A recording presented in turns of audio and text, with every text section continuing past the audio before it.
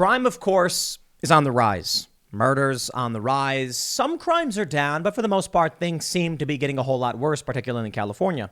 In this story, California cops on hunt for 80 looters in ski masks who ransacked Bay Area Nordstrom and filled 25 cars with designer goods in 1-minute raid. Good. I love it. I don't really. I'm being facetious. But this is what you vote for. The people who live in these places complain about the likes of Kyle Rittenhouse and people like them who would go out and defend their communities. These people won't even vote to save their own communities. They let this happen. Recently, in Union Square in San Francisco, we saw another mass raid. And raids are going to keep happening. You know why? They have crafted the law as such. Let's think about this for 2 seconds. Wonderful policy from the supermajority Democrats in California, one-party rule. And what do we have? If you steal, I believe it's like, less than $950 or whatever, then the police won't respond. And they're not going to charge you or convict you. Now, hold on there a minute. That's a big problem for the city. And what we ended up seeing is people going into Walgreens, CVS or whatever, and just shuffling shuffling goods into garbage bags and walking out the door. And the security guards in the store, they go, no, wait, don't. So in turn, we see Targets are shutting down later evening hours. They're closing early. Walgreens shutting down outright. And then we get the left saying they're just racist. They're trying to find excuses for closing stores in minority neighborhoods. And it's kind of like, yo, what are you saying about the areas where all this crime is happening? Who's committing it? You know, they don't think twice. They don't think about this.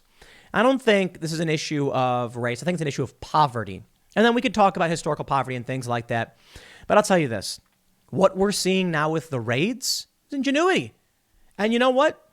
You're not going to see me complaining about it. I'll complain about the policies that lead to this. But let me just tell you, if a bunch of people get together and say, we hereby would like to vote on whether or not you should be allowed to, punch holes in walls of buildings, right? It's illegal. You walk into the building and just boom, right through their drywall. And you can't do anything about it. You vote for that. Okay. And then one day we hear that people are going around to their homes and punching holes in their walls, and it's very expensive. And I'm going to be like, what? Like, you voted for it. Am I supposed to assume that what you voted for is what you didn't want? Here, I'll tell you what a big problem is with moderates, conservatives, independents, the freedom-loving group, is that too many of these individuals seem to think that everyone shares their values, and if only they understood what their policies would bring, then maybe they'd vote the other way. And at a certain point, I'm like, dude, they can see what their policies bring. They vote for it again. Perhaps it's time you stop assuming they don't want this. They want it, and I'm all here for it, baby. Let's think about this for 2 seconds. You've got raids going on. 80 looters. Check this out. Let's say you're a gang, and you hear that they're not going to prosecute anybody if they steal less than $950. You go, hey, wait a minute. We can have one guy go in and maybe pick up a TV and walk out because it's only a couple $100. But what if we have 80 people all go in at once, take $79,000 worth of goods, keeping everybody just slightly under that threshold? And then what? Well, okay, obviously they're going to call it conspiracy and all that stuff. I'm just saying this is the natural outcome because I don't think criminals are all that smart. They might be thinking, yo, if I get caught with a couple boxes of sneakers, I ain't getting in trouble. If everyone does it at the same time, they can't catch everybody. So they're basically playing looter roulette. Here's the idea. Actually, I'll tell you this. I'm familiar with these tactics. When I was a kid, the local high school kids in the south side of Chicago would conduct raids. They literally called them raids. Here's what they do. They would find a 7-Eleven. They'd pick a 7-Eleven.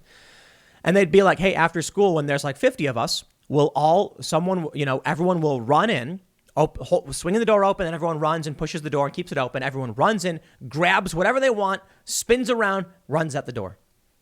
What's 7-Eleven going to do about it? They can't see who's doing what. They can't identify anybody. So if the police call the bag, it's a bunch of kids. I don't know. And the cops are going to be like, we don't know which kids. You know, maybe they'll look at the cameras and try to identify them, but ultimately they just say, dude, you got raided. There's nothing we can do about it.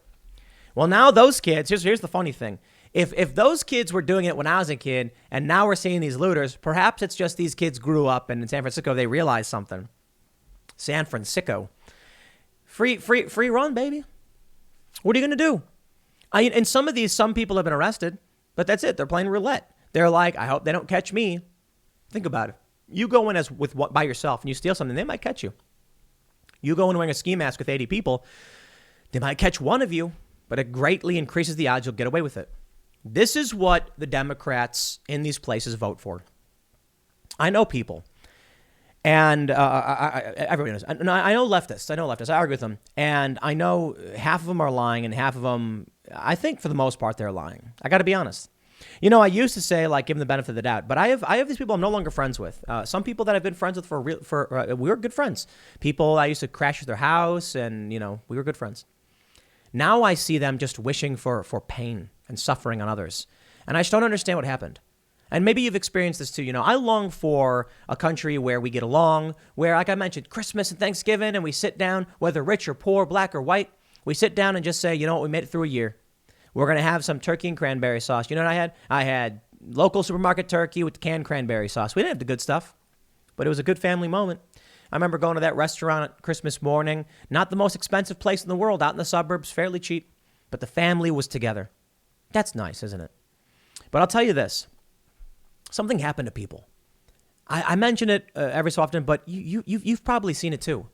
I go on Facebook and someone will post something and it's just an angry post. Kyle Rittenhouse. And then I'm just like, why are you so mad?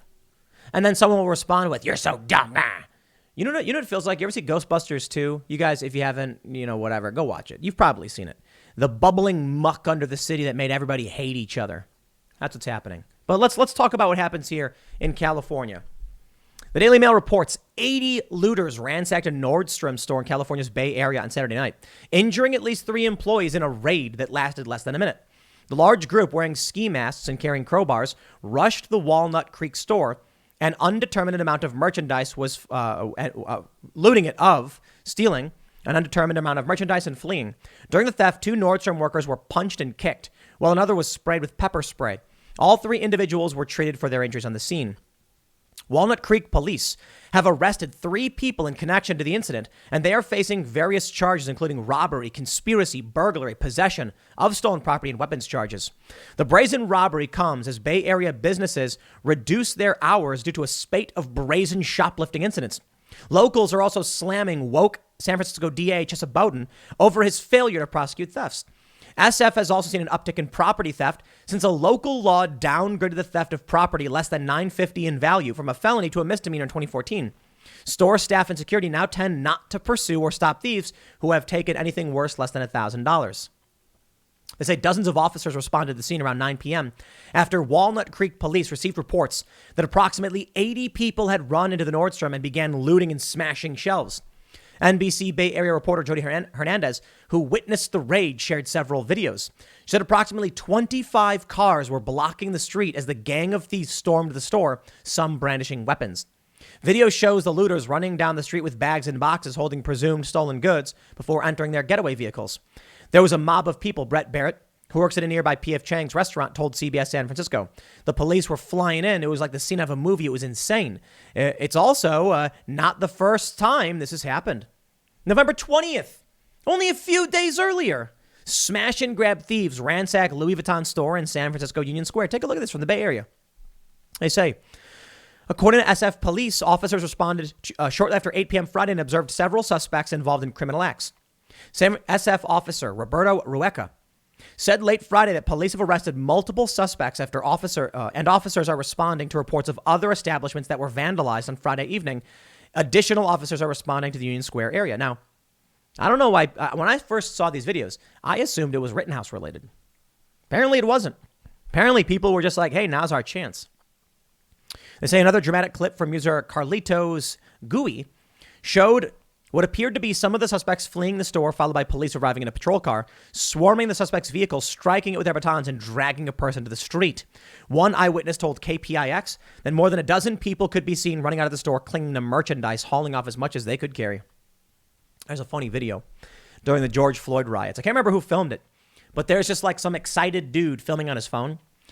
And there's people running out of a sports authority or whatever. So I don't know what store it is. And they're all carrying stuff in shoes. And he's like, yo, look at all these people. They got stuff. They're coming up. And he like points the camera at one guy. And he's like, what do you got? And the guy's like, I got shoes. And then the dude runs out and he's like, hey, what do you got? And he's like, I got these new Jordans or whatever. And it's just funny to watch. Society is breaking down, my friends. I don't know if we covered this story last week, but I think we did. In Oklahoma, the National Guard said they won't abide by the vax mandate. So they've been warned by the Pentagon that they'll fall out of national alignment and no longer be part of the National Guard. The entirety of the Oklahoma National Guard will be considered state militia. I just find that really funny. Not funny, haha, just weird, funny, everything's falling apart. Let me tell you something. What do you think is going to happen when the police stop responding? These leftists who are like, defund the police. What did you think was going to happen? Did you think that social workers would come in and they would all hold hands and sing under a rainbow? Probably. I don't know what they thought was going to happen, but I'll tell you, I know what's going to happen. This delivery man shoots, kills armed suspect trying to rob him in Philadelphia. Police say while the armed suspect searched the victim's car, he managed to pull out his gun and shoot the would-be robbers. Good. Good for him. Sad for everybody. It shouldn't have happened. There's a lot of conservatives who have been like, oh, you people who are saying Kyle Rittenhouse shouldn't have been there. Wake up. I'm not a conservative, so I have no problem saying it, whatever. Kyle Rittenhouse should not have been there. But I'm not saying personally by his choice. I'm saying the circumstances should not have existed in which Kyle Rittenhouse was there. The rioters shouldn't have been there. The police shouldn't have been there. But I understand why he was there. And so I think it's fair to point out that I can say I wish someone didn't do a thing. And I mean all of the BLM people and everyone else. But understand why it is and understand why people make the choices they do and without condemning or condoning. I get it. Do you expect a delivery man to just be robbed at gunpoint and just say, all right, I guess that's it. I guess I'm going to die. That's the problem I have with the left when it comes to Rittenhouse. We assume that they're ignorant.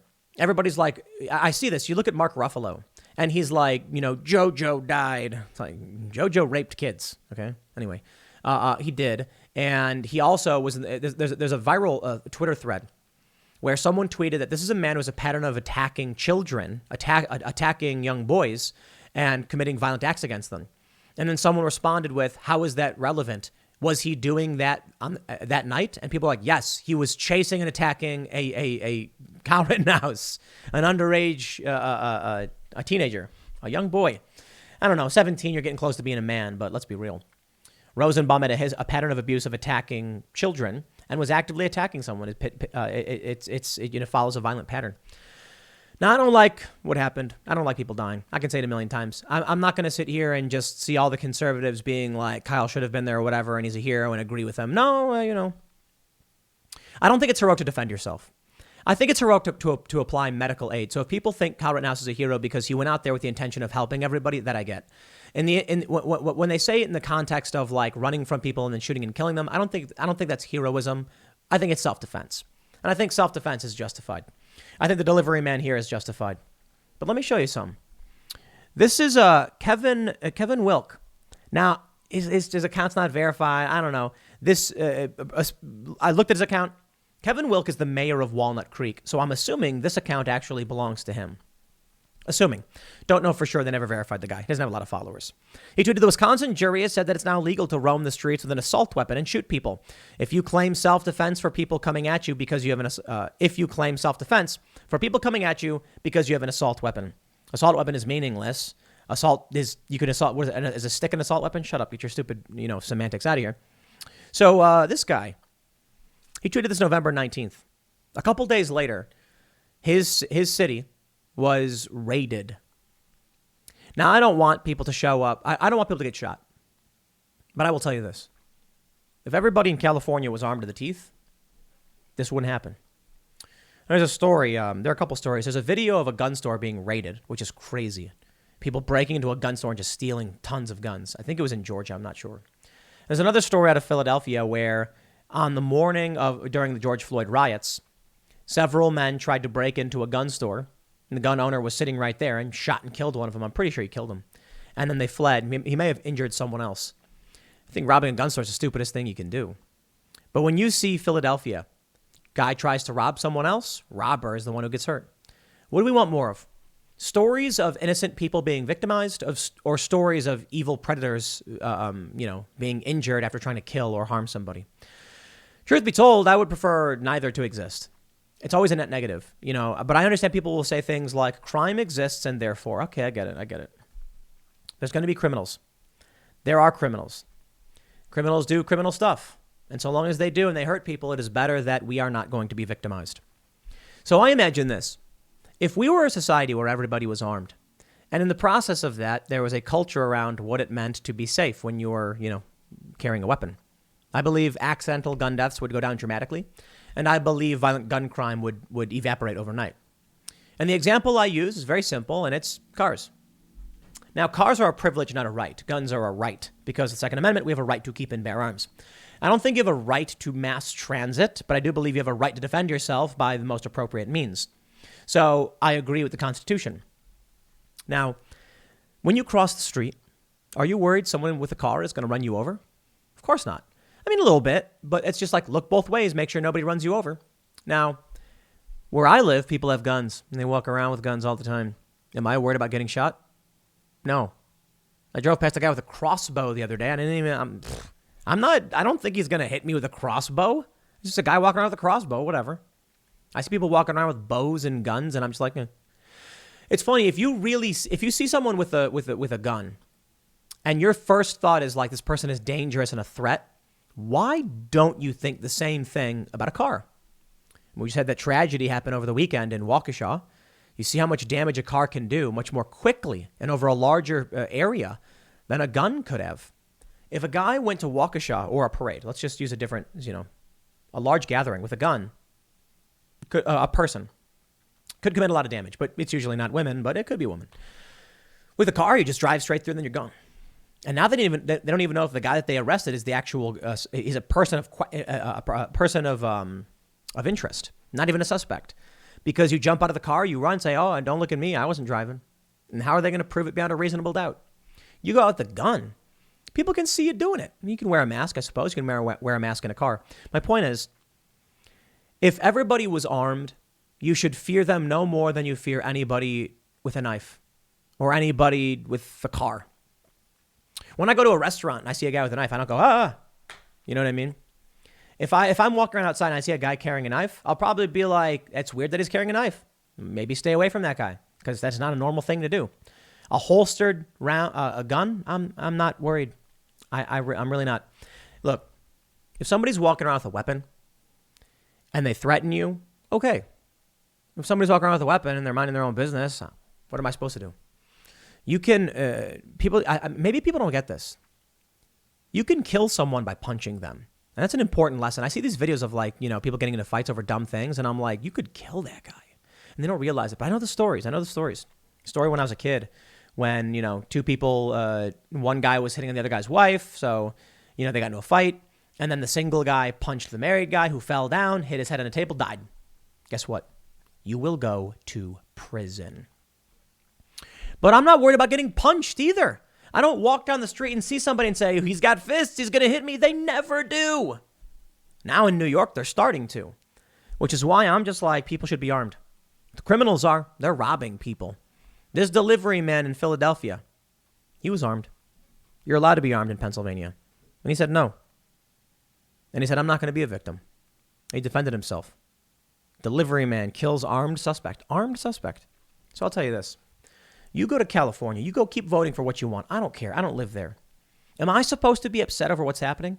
Look, the leftists in California, they probably hate these corporations. So they're probably laughing about it. And they'll keep voting for it because it's funny to them.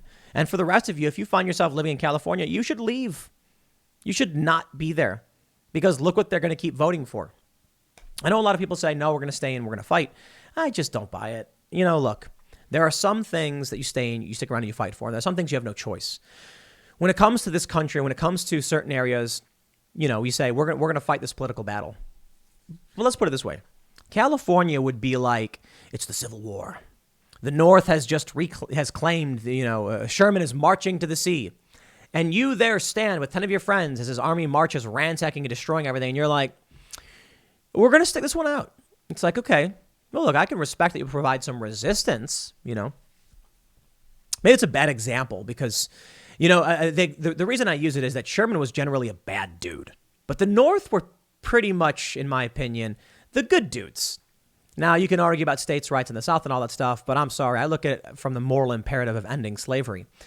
However, that doesn't justify what Sherman did as he marched to the sea. It was brutal. It was gruesome, scorched earth, burning homes and farms and killing. Yeah, absolutely insane. But I'll just put it this way. There's a battle you know you've lost. They've seized the center. They have swept the field. At a certain point, retreat is the smart move. And so I'm in New Jersey. I got out. Because look what they do, man. They can literally kill the elderly and people will still vote for it. And the problem is y'all keep assuming they share your values and don't know what they're voting for. For all you know, and I mean it, how many people in New York, how many people in New Jersey voted with the intent that these people would murder? So Phil Murphy, for instance, in New Jersey, how many people were like, I like the fact that he abuses people, that he violates the law? A lot of them probably. And regardless, they vote for it, they get it, they vote for it again, they want it. If you come and you say, I don't want all this crime, but I'm going to vote Democrat again. I'm like, you're lying. Come on, dude. It's like when someone goes, I really want to lose weight. I'll have the double fudge sundae, please. It's a cheat day. I'm like, shut up. You don't want to lose weight.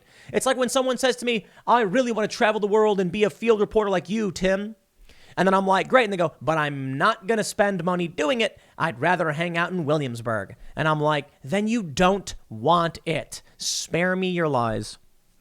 California gets what California votes for. Am I supposed to be upset, be shocked by it, or pretend like they don't want it? Mm-mm. So I tell you this. Here's your takeaway from this segment. Hey, look at that state over there that keeps voting for these things. They clearly want it. If you don't want it, don't be there and then vote for something else. Wherever you live, vote the opposite of whatever they're voting for. I'll leave it there. Next segment's coming up at 4 p.m. over at youtube.com/Timcast. Thanks for hanging out, and I'll see you all then.